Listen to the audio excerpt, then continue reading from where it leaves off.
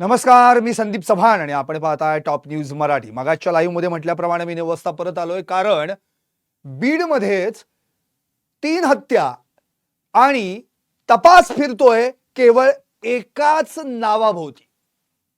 3 हत्या, 3 माणसं, पण आरोपी एक. आता या 3 हत्या तरी कुठल्या? आधी महादेव मुंडे, नंतर बापू आंधळे, नंतर संतोष देशमुख. 2023 मधली एक, 2024 मधल्या 2 आणि लागोपाठ घडलेल्या 2 वर्षांमधल्या या 3 हत्या.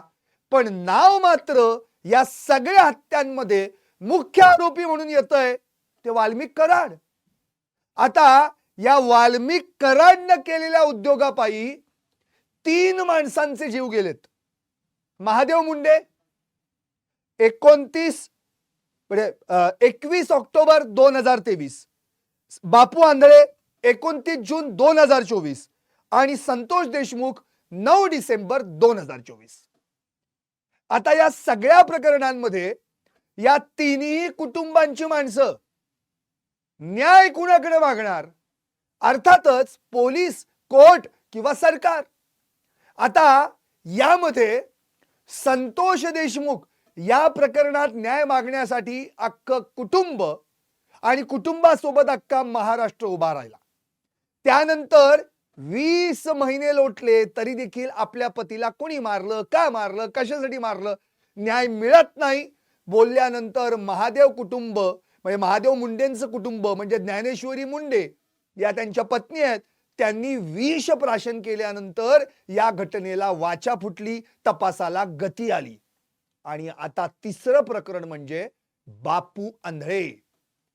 या बापू आंधळे प्रकरणाचा प्रकारच वेगळा आहे. यामध्ये जे दोषी आहेत, आरोपी आहेत, ते बोंबलत बाहेर फिरतायत आणि जे या प्रकरणात ज्यांचा संबंध नसल्याचं म्हटलं जातंय ते मात्र जेलमध्ये आहेत. आता जेलमध्ये असलेला जो संशयित आरोपी म्हणून या प्रकरणातला आहे त्याचं नाव आहे महादेव गित्ते. आता त्यांच्या पत्नीनं देखील या पोलीस प्रशासनाविरुद्ध आवाज उठवायला सुरुवात केली आहे आणि वाल्मिक कराडवर देखील आळ घेतलेला आहे. त्यामुळे आता नेमकं चाललंय का या बीड जिल्ह्यात? ठिकठिकाणी हत्या घडतायत आणि आरोपी मात्र एकच म्हणून पुढे येतोय. नेमकं काय आहे? या सगळ्या माऊलींना का हा त्रास सहन करावा लागतोय? त्यांची संसार उघड्यावर पडलेत, लेकरं बाळ उघड्यावर आली आहेत. आता याच प्रकरणावर मी लाईव्ह करतोय, ज्याचं नावच आहे आधी ज्ञानेश्वरी मग मीरा, न्यायासाठी मारताय चक्रा. पोलीस, कोर्ट आणि तारीख पे तारीख, वेगळं काही नाही. कारण या संपूर्ण प्रकरणात बापू आंधळे प्रकरणात जर आपण पाहिलं तर हे प्रकरण ऑलरेडी 29 जून 2024 ला घडलं. म्हणजेच कधी? तर संतोष देशमुख यांची हत्या होण्यापूर्वी 163 दिवस आधी. तरी देखील या प्रकरणात आरोपी कोण आहेत हे प्रत्यक्ष याचा मास्टरमाइंड कोण आहे अजूनही कळलेलं नाही. या प्रकरणात 2 परस्पर विरोधी फिर्यादी दाखल झाल्या. यामध्ये एका प्रकरणामध्ये बबन गित्ते हा मुख्य आरोपी आहे असं म्हटलं गेलं. तो तेव्हापासून फरार आहे, तो अजूनही काही पोलिसांना सापडलेला नाहीये. आणि दुसऱ्या प्रकरणामध्ये गोट्या गित्ते यानं एक जी तक्रार दिली त्यामध्ये महादेव गित्ते आणि बाकीचे सगळे जे आहेत त्यांच्यावर आरोप केलाय. आता या सगळ्या प्रकरणातला प्रॉब्लेम असा झालाय की नेमकं बापू आंधळेंना मारलं कुणी, बापू आंधळेचं काय झालं याचं उत्तर अजूनही सापडलेलं नाही. त्यामुळं या प्रकरणानं देखील आता गती घेतली आहे, कारण या प्रकरणात देखील वाल्मिक कराडचं नाव पुढे येत आहे. खरं तर मीरा गित्ते ज्या महादेव गित्ते यांच्या पत्नी आहेत, त्या महादेव गित्तेंच्याच घरावर गोळीबार झाला. त्या गोळीबारात महादेव गित्ते यांना गोळी लागली. त्याच वेळी महादेव गित्ते यांना मारायला आलेल्यांपैकी काही जणांनी बापू आंधळेवर गोळीबार केला आणि बापू आंधळेंची हत्या झाली. हे इथपर्यंतच घडलं. नंतर पुढे काय झालं तर सगळं ट्विस्ट निर्माण झालं. खरं तर बबन गित्ते या प्रकरणामध्ये ज्यांचं नाव घेतलं गेलं त्यांनी नुकताच राष्ट्रवादी शरद पवार काँग्रेसमध्ये प्रवेश केला होता. त्यांना ते तात्काळ तिथून जेव्हा फरार झाले ते परत कधीच सापडलेले नाहीत. ते फरारच. मध्ये वाल्मिक कराडला 31 मार्च रोजी जी बीड कारागृहामध्ये मारहाण झाली असं म्हटलं गेलं तर त्याला मारणाऱ्यांपैकी या बबन गित्ते टोळीचे काही लोक त्या ठिकाणी होते असं म्हटलं गेलं. आणि मग बबन गित्तेच्या फॅन फॉलोअर्स मधून एक मेसेज आला होता की मुळातच कुठेही गेला तरी जेलमध्ये असला तर त्या ठिकाणी असल्यानंतर देखील ती संधी आहे मारण्याची, बाहेर आल्यानंतर काहीच उपयोग नाही. म्हणून या सगळ्या प्रकरणामध्ये बबन गित्तेंचं नाव त्यावेळी फक्त चर्चेत आलं. परत एकदा तो विषय संपला. आता प्रश्न हा पडलाय की नेमकं हे प्रकरण काय आहे आणि या प्रकरणात काय घडलं. पण एवढं नक्की आहे या प्रकरणात आता दोन माऊलींना, एक ज्ञानेश्वरी नावाची एक मीरा नावाची, यांना मात्र कोर्ट पोलीस स्टेशन इथंच फक्त चक्रा माराव्या लागतायत. बाकी न्यायाला काही यांना न्याय मिळतच नाही अशी परिस्थिती आहे. आता नेमकं या प्रकरणात काय घडलं हे पहिल्यांदा समजून घेऊयात. परस्पर विरोधी फिर्यादी आहेत. एक, या प्रकरणात बबन गित्ते आणि महादेव गित्ते आणि बाकीचे जण अशी नावं घेतली गेली. त्यात महादेव गित्ते आणि बाकीच्या जणांना अटक देखील झाली. आता ते बीड कारागृहात जेलमध्ये होते, तिथून त्यांना दुसऱ्या कारागृहात हलवण्यात आलं. का तर तिथे वाल्मिक कराड सोबत काहीतरी वाद झाला म्हणून.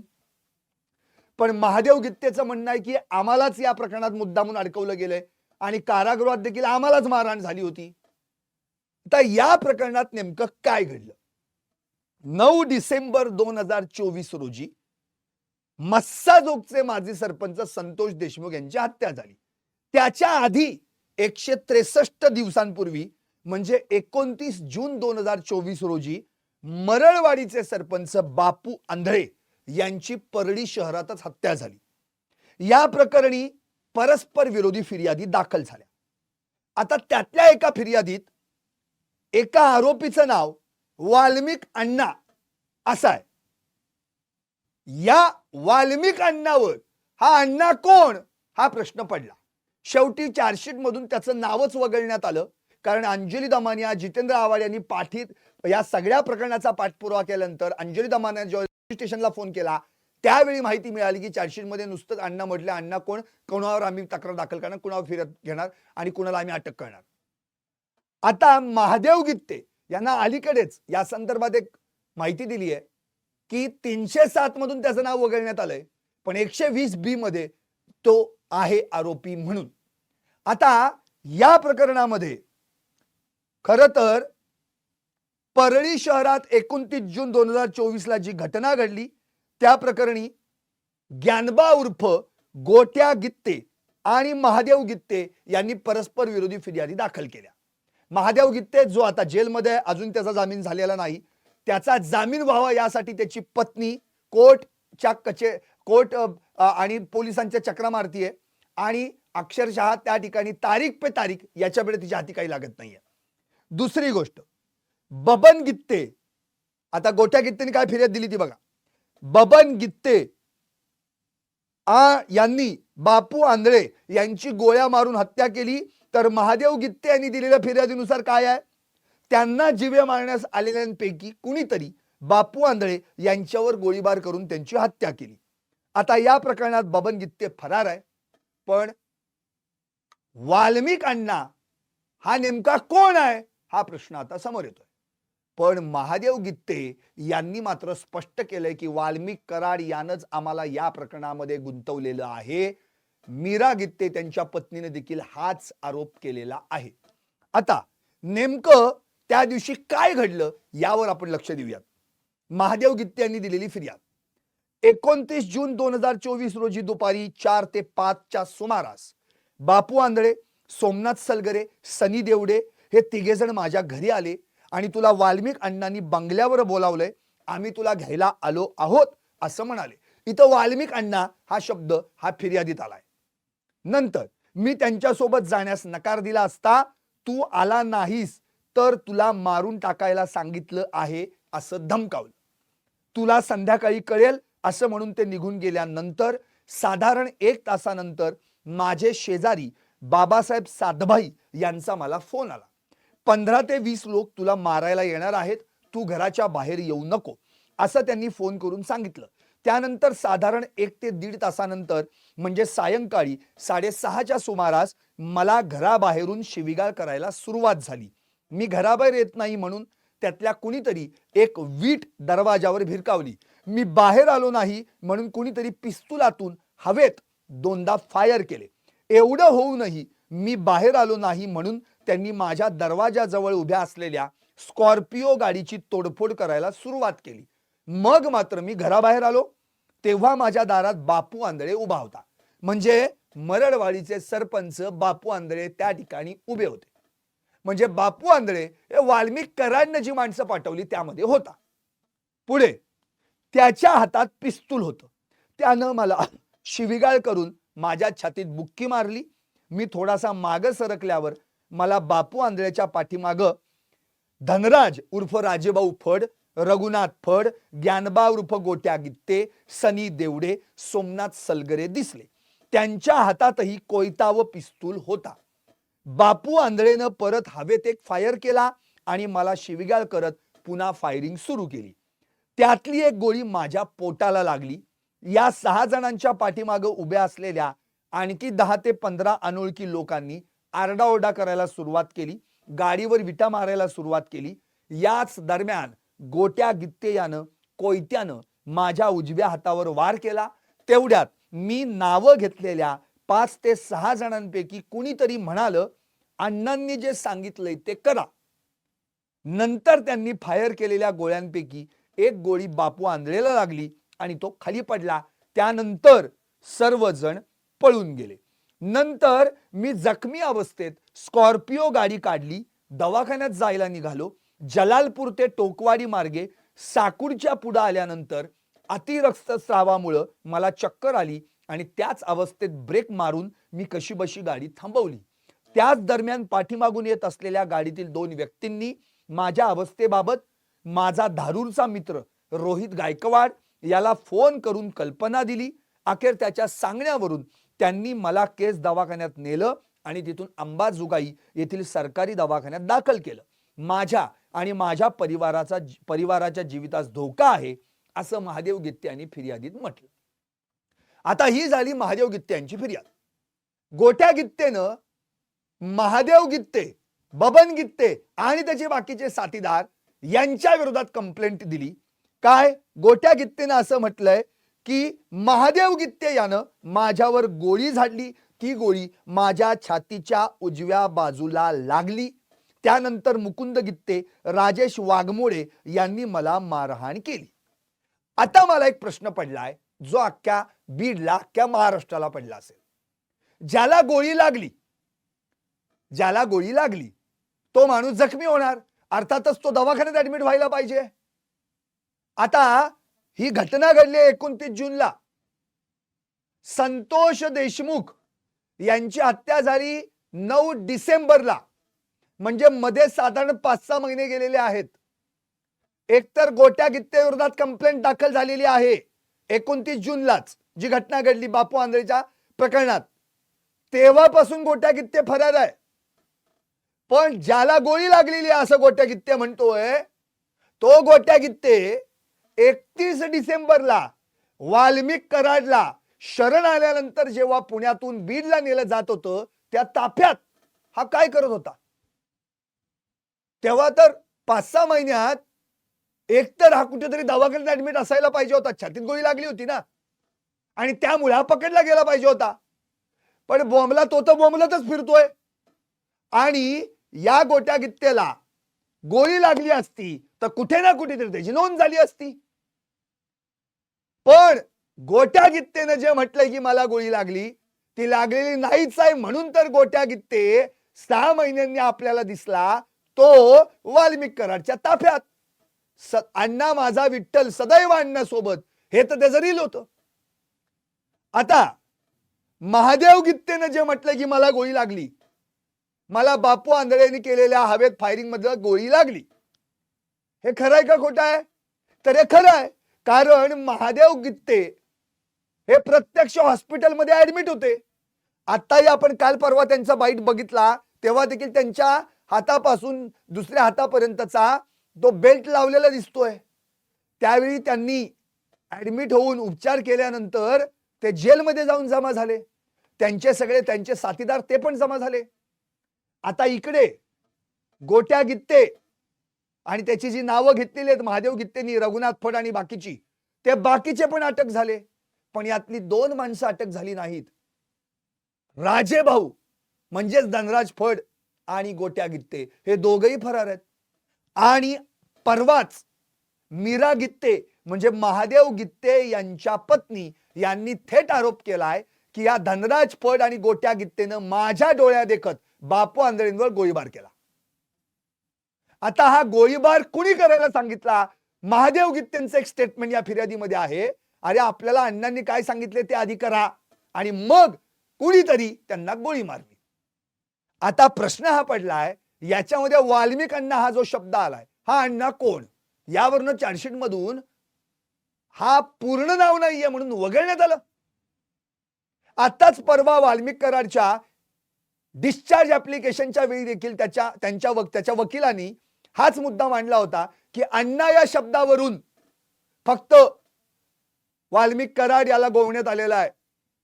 संतोष देशमुख हे देखील अण्णा लावतच होते की, म्हणजे या अण्णा शब्दावरनं एका प्रकरणातनं बाहेर पडण्याची कशी खेळी ही पोलिसांच्या माध्यमातून वाल्मिक कराडनं केली, तशीच आता वकिलांच्या माध्यमातून करण्याचा प्रयत्न चालू आहे.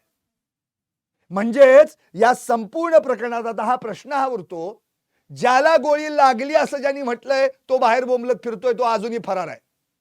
आणि हाच गोट्या गित्ते महादेव मुंडे जी त्याच्या आधी 1 वर्ष घटना घडलेली आहे, त्याच्याही आधी 21 ऑक्टोबर 2023 त्यामध्ये सुद्धा आरोपी आहे. आणि तिथं देखील महादेव मुंडेंना त्यांनी मारलं असं ज्ञानेश्वरी मुंडे म्हणजे महादेव मुंडे यांच्या पत्नी स्पष्टपणे म्हटल्यात. बाळा बांगर यांनी त्याच्यावर खुलासा केलेला. उलट हाच तो गोट्या गित्ते जो महादेव मुंडे यांना मारून त्याच्या नरड्यांचं मांस काढून त्याचा तुकडा पिशवीत भरून आठवडाभर खिशात ठेवला आणि तो वाळलेल्या मांसाचा तुकडा नंतर वाल्मिक करायला दाखवला आणि सांगितलं हे बघ महादेव मुंडेला मारलंय म्हणून. म्हणजे हा गोट्या गित्ते दोन्ही प्रकरणात आहे. महादेव मुंडे प्रकरणात पण फरार, बापू आंधळे प्रकरणात पण फरार. आता प्रश्न हा उरतो, जो महादेव गित्तेंच्या पत्नीनं मांडलेला आहे तो अत्यंत महत्वाचा. त्यांनी या संदर्भात म्हटलेला आहे की एकतर या सगळ्या प्रकरणामध्ये माझ्या पतीचा काहीही संबंध नाही, माझा पती माशी देखील मारू शकत नाही अशी त्यांनी मीडिया समोर माहिती दिली आहे. दोषी असणारे मोकाट आहेत आणि काही न केलेले जेलात आहेत असं त्यांचं म्हणणं आहे. दर तारखेला आम्ही कोर्टात यायचं, पोलिसांसमोर न्यायासाठी भीक मागायची, तरी माझ्या नवऱ्याला जामीन मिळत नाही. माझ्या नवऱ्याला बापू आंधळे प्रकरणात विनाकारण गुंतवण्यात आलंय. आमच्या घरावरच गोळीबार करून माझ्या नवऱ्यालाच गोळी मारून त्यांचं ऑपरेशन झालं, जेलात टाकलं, तरी त्यांना अजून जामीन झालेला नाही. गोट्या गित्ते आणि राजेभाऊ फड या दोघांनी माझ्या डोळ्यात देखत बापू आंधळेला गोळी घातली तरी ते मोकाट आणि माझा नवरा जेलात कसा? आता त्यांनी वाल्मिक कराडचा मुद्दा उपस्थित केलाय. त्यांनी थेट म्हटलेला आहे मीरा गित्ते यांनी, वाल्मिक कराड तू जे केलंय त्याचं फळ तुला नक्की भेटणार. तू अनेकांची लेकरं वनवासाला लावली, लवकरच तुझा खात्मा होणार असं मीरा गित्ते यांनी प्रसार माध्यमांसमोर म्हटलंय. एवढंच नव्हे तर या केस मधून ज्या पोलिसांनी तुझं नाव वगळलं त्यांनाही त्यांच्या कर्माची फळं भेटणार असं स्वतः मीरा गित्ते यांनी म्हटलंय. त्यासोबतच आम्हाला आत्मदहन उपोषण करायला लावू नका, जे दोषी आहेत ते बाहेर फिरतायत आणि पोलिसांसोबत चहा पाणी करतायत. प्रशासन विकलं गेलंय. मुख्यमंत्री साहेब आम्हाला न्याय द्या अशी आर्त हाक मीरा गित्ते यांनी या ठिकाणी घातलेली आहे. इतकंच नव्हे तर त्यांनी एवढंही म्हटलंय, लाडक्या बहिणी बघा, आता लाडक्या बहिणी विधवा व्हायला लागल्या. तुमच्या 1,500वर माझा संसार चालत नाही, तुमच्या 1,500वर मी माझी लेकरं पोसत नाही, आम्हाला न्याय द्या अशी मागणी मीरा गित्ते यांनी केली आहे. म्हणजे एकीकडे मीरा गित्ते पोलीस ठाण्यात चक्रा मारतायत आपल्या नवऱ्याला जामीन मिळावा यासाठी, कोर्टात आपला नवरा जामिनावर सुटावा यासाठी चक्रा मारतायत, पण दोन्हीकडे फक्त हातात काहीही नाही, तारीख पे तारीख, दुसरं काही मिळत नाही. म्हणजे ज्यांनी मारलं तो मोकाट फिरतोय आणि ज्यांनी काहीच नाही केलं त्यांना जेलमध्ये टाकलेलं आहे. हे सगळं वाल्मिक कराडचं कारस्थान आहे असं मीरा गित्ते यांनी स्पष्टपणे म्हटलेलं आहे. आता उरला मुद्दा ज्ञानेश्वरी मुंडेंचा. तो तर तुम्हाला सर्वांनाच माहिती आहे की ज्ञानेश्वरी मुंडे यांनी तर परवा याच संदर्भामध्ये न्याय मिळावा यासाठी विषप्राशन केलं. म्हणजे न्यायासाठी विष घेतलं पोटात तरीही आरोपी मोकाट अशी परिस्थिती आहे. एलसीबी कडे वर्ग झाला, पथक पाठवलं गेलं तपासासाठी असं म्हटलं गेलं. काय उत्तर मिळालं त्याच्यावर? जे पथक गेलंय ते कुणाला घेऊन आले का पकडून? आतापर्यंत तरी नाही. नंतर या सगळ्या प्रकरणामध्ये मुळातच 20 महिने लोटलेत, 8 तपासी अधिकारी बदललेत, पण हाती काहीच लागलेलं नाही. बाळा बांगर जेव्हा समोर आले त्यांनी जबाब नोंदवला. एक आशेचा किरण महादेव मुंडे प्रकरणाला सापडला. वाल्मिक कराड त्याचा धाकटा मुलगा गोट्या गित्ते यांच्यावर त्यानं थेट हत्येचा आरोप केला. बंगल्यावरून, म्हणजेच कुणाच्या, अर्थात सांगायला नको, ते जगमित्र कार्यालय मुंडेंचं चालवतो होता वाल्मिक कराड. त्यानं फोन केला आणि माझ्या पतीच्या प्रकरणाचा तपास थांबवला असा आरोप देखील ज्ञानेश्वरी मुंडे यांनी केलाय. आरोपींना अटक करण्याच्या मागणीसाठी आत्मदहन करायला गेलेल्या या ज्ञानेश्वरी मुंडेंना अखेर विषप्राशन करावं लागलं. त्यानंतर आत्महत्येचा प्रयत्न केल्याप्रकरणी त्यांच्यावरच गुन्हा दाखल झाला. त्यामुळे त्या म्हणाल्या आता माझ्यावर गुन्हा दाखल करण्यापेक्षा माझा एन्काउंटरच करा ना, विषयच क्लोज. आता ज्ञानेश्वरी मुंडेंनी पोलिसांना 1 महिन्याचा अल्टिमेटम दिलाय. जर माझ्या प्रकरणातील माझ्या पतीला ज्यांनी मारलं त्यांना जर तुम्ही अटक केली नाही तर मी पुन्हा एकदा आत्मदहन करणार असं त्यांनी म्हटलेलं आहे. वाल्मिक कराड, त्याचा धाकटा मुलगा गोट्या गित्ते यांचाच या हत्येमागे हात असल्याचा त्यांनी आरोप केलाय. गोट्या गित्ते आणि वाल्मिक कराड हे या प्रकरणातले महत्वाचे धागे दोरे आहेत आणि स्वतः बाळा बांगर म्हणजे गोट्या गित्ते हा सायको किलर आहे. पिशवीत भरलेलं वाळलेलं मांस 8 दिवस गोट्या गित्तेच्या खिशात होतं असं देखील बाळा बांगर यांनी म्हटलं होतं. इतकंच नव्हे तर या प्रकरणातला जो आय विटनेस होता त्याला देखील टॉर्चर करून 2 ते 3 महिन्यांच्या अंतरानं मारलं आणि त्याची पोलिसात नोंद केली आकस्मिक मृत्यू म्हणून. कराडनं, म्हणजे वाल्या कराडनं जेलमधील 42 जणांचा जामीन केला, त्यांना बाहेर काढलं आणि आता स्वतः जेलमध्ये बसून त्यांच्या माध्यमातून पुन्हा एकदा बीड जिल्हा चालवतोय असा आरोप देखील बाळा बांगर यांनी केला होता. आता हे सगळं घडलं विषप्राशन ज्ञानेश्वरी मुंडेंनी केल्यानंतर मग विधानसभेच्या पायऱ्यांवर, विधानसभेच्या सभागृहामध्ये त्या ठिकाणी आवाज उठवण्यात आला. पायऱ्यांवर सुरेश धस यांनी आवाज उठवला तर सभागृहामध्ये आमदार प्रकाश सोळंके माजलगावचे, राष्ट्रवादी अजित पवार गटाचे, जितेंद्र आव्हाड राष्ट्रवादी शरद पवार गटाचे यांनी त्या ठिकाणी आवाज उठवला. सुरेश धस यांनी तर स्पष्टपणे म्हटलं अवघ्या 12 गुंठ्यांसाठी महादेव मुंडे यांची हत्या करण्यात आली. आता या सगळ्या संदर्भात मुख्यमंत्र्यांनी विधिमंडळ अधिवेशनाच्या शेवटच्या दिवशी आपलं उत्तर दिलं. त्यांनी असं म्हटलं 196 जणांची चौकशी झाली आहे, 83 साक्षीदारांचा तपास झालाय, सापडलेले मोबाईल क्रमांक आणि ईमेल्स याच्यावरून 286 जणांची तपासणी झाली आहे, 37 साक्षीदारांचे जबाब नोंदवले गेलेत, महादेव मुंडेंच्या व्हिसेराची तपासणी होणार आहे. प्रत्यक्षदर्शी साक्षीदार सापडलेला नाहीये, पण 1.5 महिन्यांनंतर एक महिला आली होती, तिने ही घटना बघितली होती. तिने असं सांगितलं की 2 व्यक्ती एकमेकांमध्ये भांडत होती.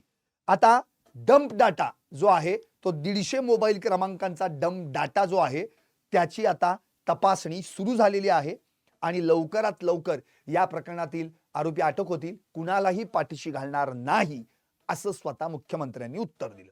आता हे सगळं घडल्यानंतर या प्रकरणामध्ये खऱ्या अर्थानं प्रश्न हाच उभा राहतो की दोन्ही प्रकरणामध्ये बापू आंधळे प्रकरणामध्ये देखील वाल्मिक कराडचं नाव येतंय आणि महादेव मुंडे प्रकरणात वाल्मिक कराडचं नाव येतंय आणि संतोष देशमुख प्रकरणात वाल्मिक कराड एक नंबरचा मुख्य आरोपी आहे. हे तर ऑलरेडी त्याच्यावर चार्जशीट दाखल झालेला आहे. एक तर चार्जशीट गेले त्यात वाल्मिक कराडचं नावच नाहीये. स्वतः महादेव मुंडे गित्ते म्हणालेले आहेत की 307 मधून वगळलंय पण 120 ब आहे. मग आता या तिन्ही प्रकरणांमध्ये वाल्मिक कराडचं नाव येतंय तर या संदर्भामध्ये पोलीस या सगळ्या गोष्टींचं रिइन्व्हेस्टिगेशन करणार का, हाच मुद्दा अतिशय महत्वाचा आहे. आणि ज्या लाडक्या बहिणी म्हणून सरकार म्हणतंय या ज्ञानेश्वरी मुंडेंना, या मीरा गित्तेंना सरकार न्याय देणार का, त्यांच्या चक्रा थांबवणार का? अहो चक्रा येऊन चक्कर येऊन पडायच्या त्या. कारण की त्यांनी स्पष्टपणे म्हटलेलं आहे मुख्यमंत्री साहेब आम्हाला न्याय द्या. इकडे मीरा गित्तेंची भूमिका आम्हाला आत्मदहन उपोषण करायला लावू नका, आमची लेकरं छोटी आहेत. आणि तिकडं ज्ञानेश्वरी मुंडे म्हणतायत की माझ्या लेकराच्या मनात जी बदल्याची भावना आलेली आहे ती मला पूर्णपणे नष्ट करायची आहे, म्हणून मला न्याय हवाय. आता अशा लाडक्या बहिणींना म्हणजे ज्ञानेश्वरी, मीरा या दोघींना जर न्याय द्यायचा असेल तर त्यांच्या पहिले चक्रा थांबवा. या प्रकरणात खरं काय खोटं काय, दूध का दूध पाणी का पाणी व्हायला पाहिजे. आणि वाल्मिक कराडची, महादेव मुंडे आणि बापू आंधळे या दोन्ही प्रकरणात चौकशी व्हायला पाहिजे. आता तर तो तुमच्या ताब्यात आहे, त्यामुळे तुम्ही त्याला पुन्हा पीसीआर मध्ये घेऊ शकता आणि या दोन विषयीची चर्चा, या दोन प्रकरणांची माहिती त्याच्याकडनं काढू शकता. त्यामुळे आता खरं तर या बीड जिल्ह्यात घडलेल्या या तिन्ही प्रकरणांमध्ये ज्या माणसाच्या घरातला माणूसच गेलाय तो तर कायमचा दुःखात आहे आणि ज्या माणसाचा माणूस घरात नसून जेलमध्ये आहे तोही दुःखात आहे. त्यामुळे आता या सगळ्यांना न्याय देण्याचं काम मायबाप सरकारचं आहे. बीडच्या पोलिसांनी याकडे लक्ष द्यावं. एक प्रकरण ऑलरेडी त्याच्या खटल्याची सुनावणी सुरू झालेली आहे. उरलेल्या 2 प्रकरणात तरी या माता भगिनींना, या ज्ञानेश्वरी मुंडे आणि मीरा गित्ते यांना न्याय द्यावा, हे सरकारचं काम आहे. नाहीतर नेहमीप्रमाणे एकच, आधी ज्ञानेश्वरी नंतर मीरा न्यायासाठी मारतायत चक्रा. पोलीस, कोर्ट आणि तारीख पे तारीख, तारीख पे तारीख, तारीख पे तारीख. पाहत रहा टॉप न्यूज मराठी. आपला महाराष्ट्र, आपली बात.